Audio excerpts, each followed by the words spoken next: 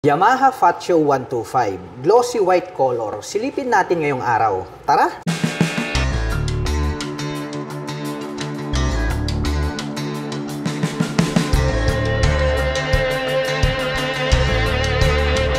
Ito po ang Yamaha Fatso 125, glossy white color. Pero hindi po siya totally white. Para po siyang creamy white para sa aking paningin. At ang pinaka-attractive dito is ito pong pagkakahulma or yung shape po nito pong kanyang mga turn signals dahil oblong po ito at makikita natin na bulb type po yung kanyang ginagamit para sa kanyang lighting system. At talagang classic na classic yung kanyang dating kaya talagang napaka-porma para sa ating mga paningin. Dito po sa bandang gitna, mayroon po siya ritong Yamaha logo at sa bandang ibaba naman po may capital F dyan. Ang meaning naman po niyan is yung kanyang model name na Fatso. Mayroon po siyang lining na black dito sa gitna. At ito naman pong kanyang headlight, o di ba? Napaka-astig din.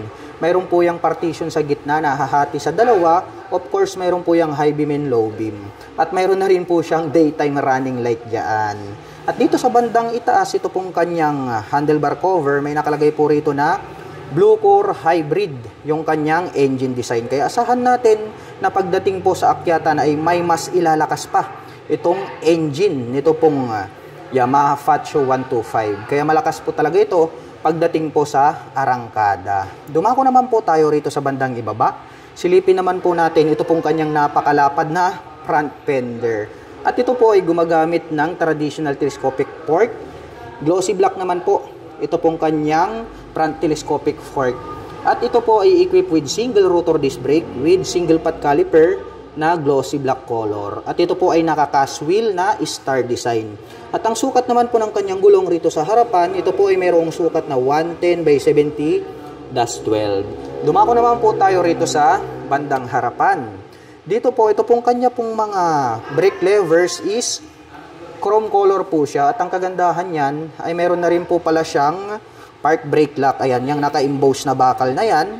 Ito pong park brake lock ay malaking bagay po yan kapag kayo po ay nagparking sa uphill and downhill dahil hindi po dadaus-dos itong inyong scooter dahil maglalak po yung kanyang likurang gulong.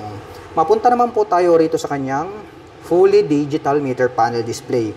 Oblong din po yung kanyang shape, combination po ito ng black and then white color. Square type naman po yung kanyang digital display, may Yamaha logo sa bandang itaas at may button selector dito sa bandang ibaba. At pagdating naman po rito sa kanyang mga button selectors, mayroon po tayo ritong high beam and low beam, turn signal selector at ang kanyang horn. Habang dito naman po sa kabila, mayroon po itong auto stop start system, may hazard and then ang kanyang electric starter. At bilugan din po ito pong kanyang stock na mga side mirrors. Mapunta naman po tayo rito sa kanyang ignition. Ito po pala ay gumagamit ng mechanical key. Mayroon na rin po siyang shutter lock key for safety purposes. At included na rin po rito yung kanyang seat opener. Mayroon din po itong 2 front pocket. Dito po sa right corner, mayroon po tayo ritong parang square type. Malalim din po siya. Kaya pwede tayong maglagay rito ng gloves at saka coins. Habang dito naman po sa kabila, open natin tong door na to. Malalim din po siya. Pwede rin po tayo diyang maglagay ng mobile phones. At ang kagandahan po niyan is mayroon na po itong integrated na USB charging port na kung saan ay pwede na po tayong mag-direct recharge ng ating mga gadgets and mobile phones. At ito pong kanyang utility hook, ang ganda rin po ng pagkaka-design. Meron po siyang metal dito, kaya durable po siya. At bukod dyan, mayroon din po siya rito under the seat. Ayan, oh. At isa sa mga nagustuhan ko rito sa Yamaha Fatso 125 ay maluwag din po talaga. Ito pong kanyang floorboard. Subukan po natin para makita natin kung gaano nga ba ito kaluwag. Ayan, oh, very spacious po talaga siya. Baba naman tayo. Ito naman pong kanyang upuan, napakalapad din po pala. Ito pong kanyang upuan. At two-tone color combination naman po yan. Dito sa bandang gitna is gray color and then black color naman po rito sa bandang itaas. Yung pagkakatahi naman po nito is matibay po siya at malambot. Kaya comfortable po itong sakyan. Ito naman pong kanyang integrated na grab bar, bilugan din dahil classic scooter ito. Matte black naman po yung kanyang kulay.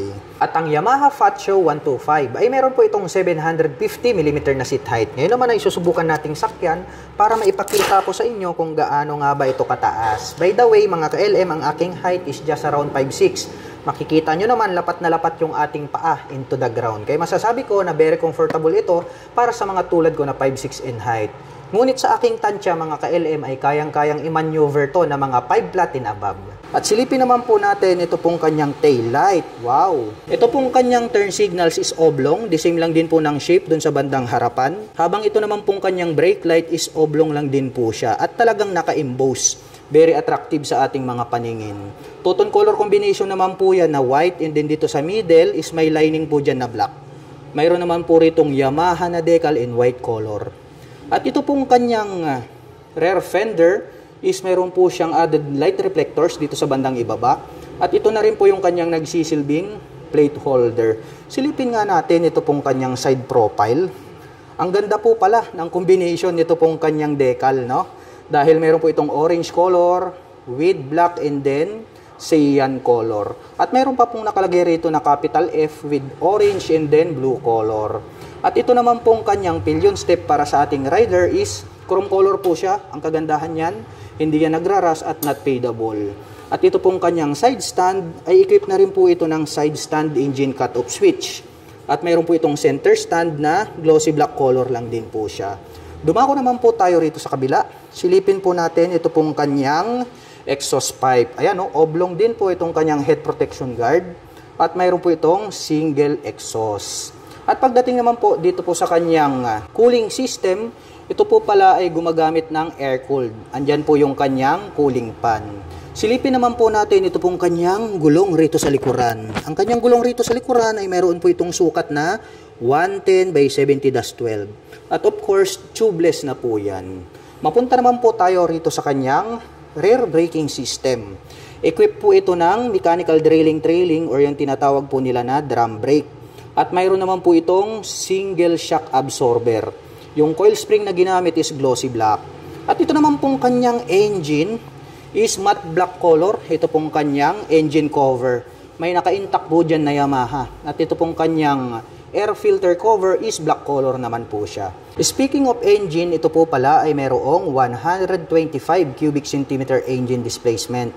Naka single cylinder, single overhead cam, 4-stroke with 2 valve. At nakakapag-provide naman po ito ng maximum power na 6.2 kilowatt at 6,500 RPM. Habang nakakapagbigay naman po ito ng maximum torque na 10.6 Newton meter at 4,500 RPM. At mayroon naman po itong bigat na 95 kilograms at mayroon po itong fuel tank capacity na 5.1 liters. At mayroon naman po itong fuel consumption na 47 km per liter.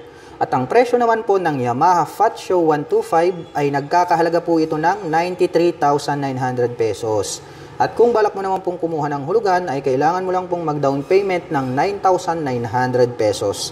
At mayroon naman po itong 4,870 pesos sa loob po yan ng 36 months. At para naman po sa mga nakapanood ng video na ito at interesado pong maglabas ng Yamaha Fat Show 125 ay maaari nyo po akong i-PM at i-message.